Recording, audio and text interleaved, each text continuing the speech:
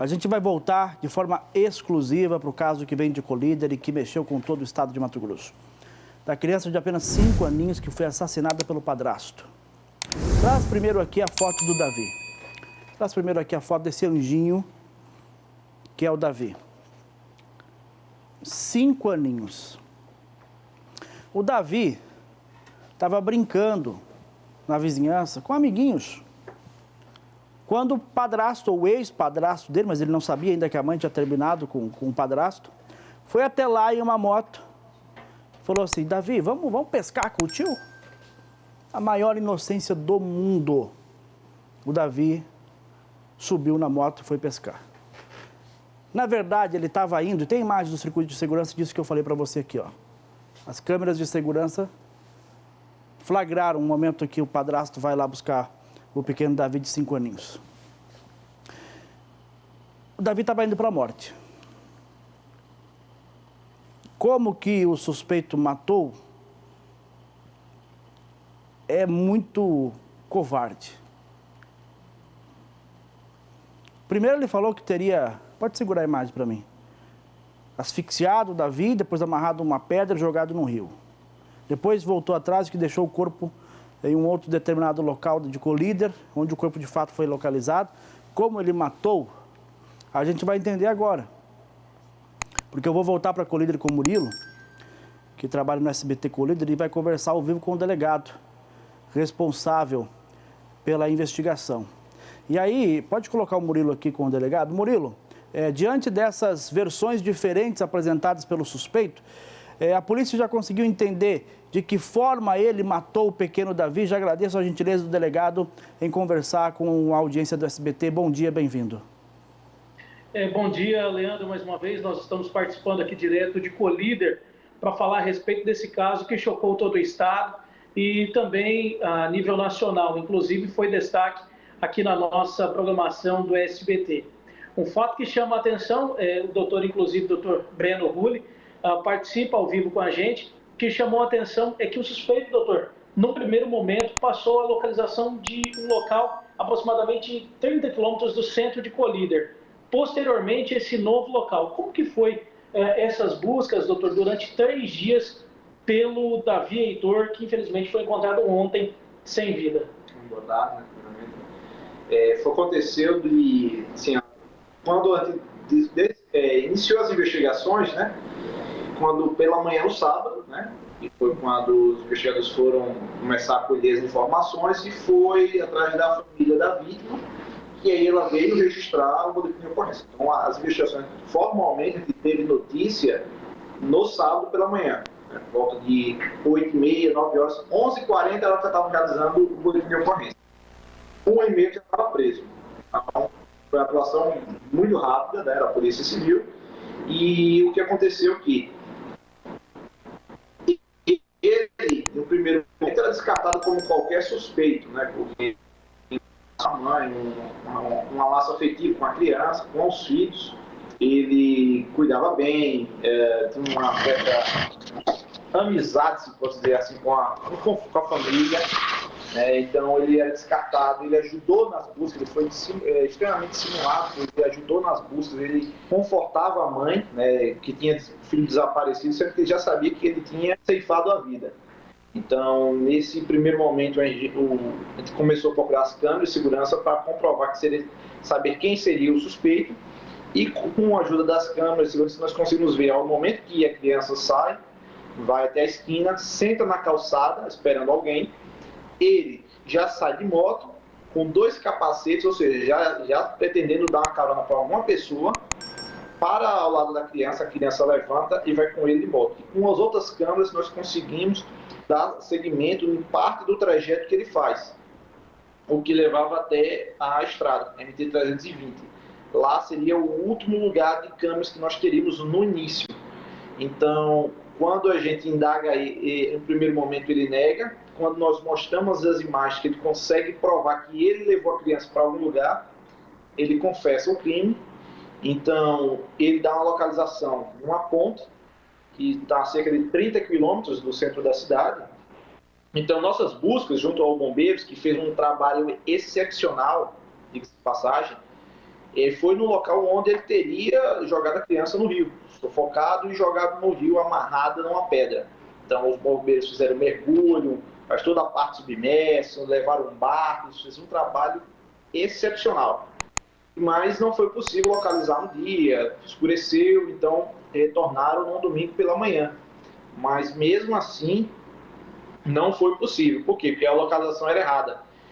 E aí, no domingo, a mãe, os familiares nos informam que, já na segunda-feira, que ele teria feito uma ligação por volta das 12h10 na sexta-feira, pelo telefone da mãe da vítima. Então, com essa precisão das 12h10 e 11h25 ele estava retirando a criança da casa, ele não teria como chegar no local que ele afirmava ter jogado a criança em um curto espaço de tempo, pois ele teria um prazo de 40 minutos para chegar ao local que ele falava, né, na ponte, 30 km de distância, descer até o rio, executar, amarrar e jogar e voltar mais 30 km, já que 12h10 ele já estava fazendo uma ligação para o telefone da mãe da vítima.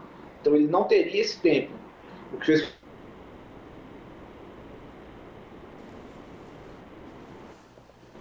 A gente está reconectando a ligação com o Colíder, porque a gente teve uma pequena falha na internet, faz parte, mas o importante é que a gente possa concluir as informações ao vivo para você, a única emissora acompanhando de perto esse caso. Ô Murilo, a polícia sabe que a morte foi por asfixia? O Leandro tem uma pergunta direto de Cuiabá. Se a morte da criança se deu por asfixia, conforme ele informado no primeiro momento. Até o momento não pode verificar, né? A criança foi encaminhada para fazer os exames, né? E aí quem vai atestar se foi esse o caso vai ser a Politécnica, a nossa perícia. Leandro, um outro detalhe que chama a atenção, inclusive o doutor pode comentar, talvez não o conteúdo dessa carta, mas próximo ao corpo da criança foi encontrada também uma carta escrita pelo próprio assassino confesso. Exatamente. Depois que encontramos o corpo, foi encontrado próximo à criança uma carta que seria os motivos de ele ter matado a criança, né? Dando aqui que seria uma vingança contra a mãe. Olha, Leandro, o doutor está à disposição para qualquer outra pergunta. Murilo, passa para o doutor, por favor, a pergunta se existe a suspeita de abuso sexual ou não. Doutor, existe a suspeita de abuso sexual ou não?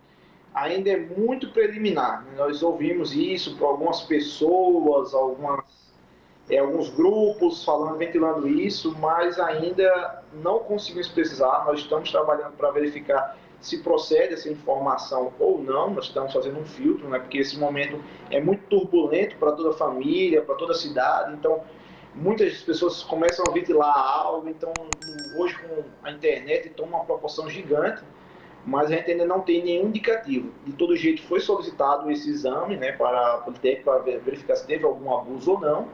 E a gente vai apurar exatamente se, além do homicídio qualificado e a ocultação de cadáver, também poderia ter um estupro. Doutor, o que chama atenção é que o local onde a criança foi encontrada é um local bem distante do indicado pelo criminoso, pelo suspeito que confessou o crime no primeiro momento, né?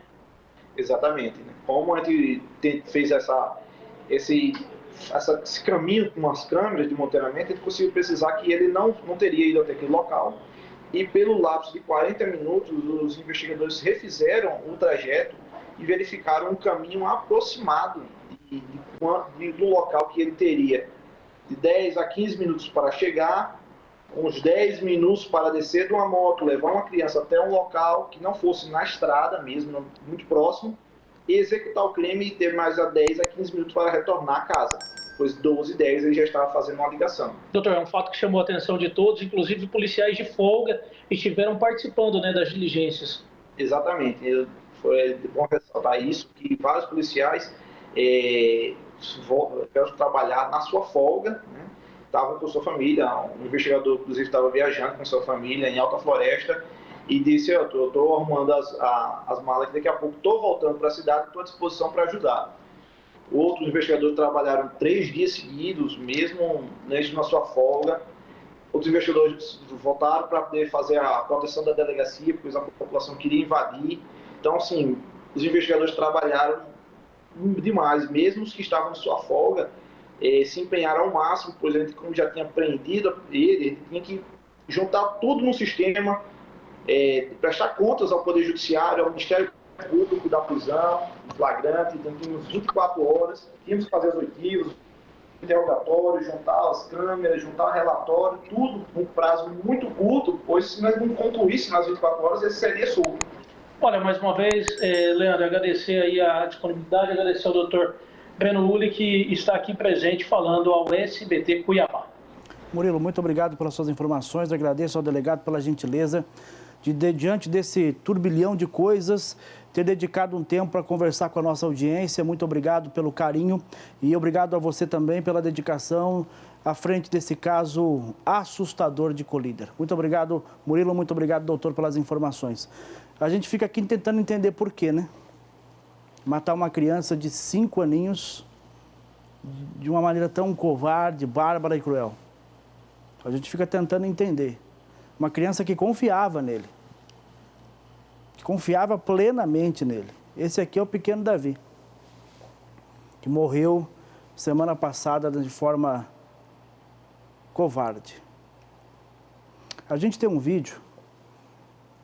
Vem pra cá. Bota o vídeo aqui para mim no telão. O vídeo que mostra o momento em que o suspeito chega à delegacia e a nossa equipe tenta conversar com eles. Enche a tela, solta o vídeo com áudio, vai. Distantes, o José, o que você tem para falar? Por que você falou aquela primeira informação lá de um outro local e agora essa nova? Não sei. Por que você acabou mentindo o endereço? Não sei porque foi. O que você tem a falar para a mãe da criança que está vendo? E aquele bilhete que você deixou? Parabéns à Polícia Civil pelo trabalho. Parabéns à equipe do SBT em Colíder pelo trabalho, acompanhando essa investigação. Em dias, a polícia conseguiu descobrir o que aconteceu, identificar o suspeito, prender ele e agora apresentá-lo à justiça.